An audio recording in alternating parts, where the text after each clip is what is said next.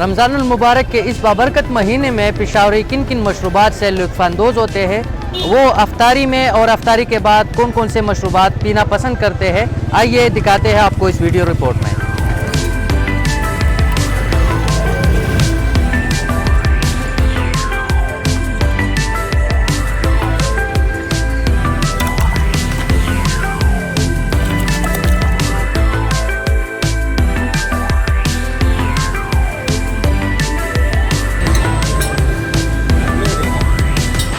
अफ्तारी के वक्त हम तो ज़्यादातर लोग शरबत को पसंद करते हैं और शरबत में भी फिर ऐसे हैं कि ज़्यादा मशरूबात है, उसमें हम फिर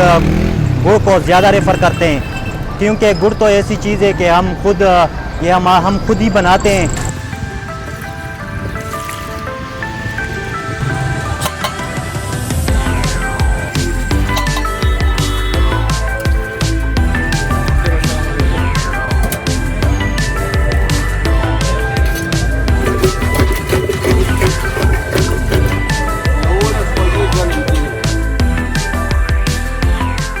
अफ्तारी जो है मैं तो पानी से करता हूँ, लेकिन उसके बाद जो है रूह अफ़ज़ा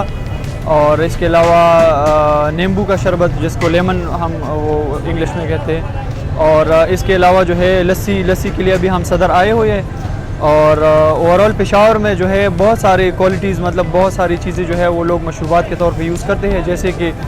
संदल का शरबत हो गया, गुड़ का शरबत हो गया, गन्ने का शरबत हो गया,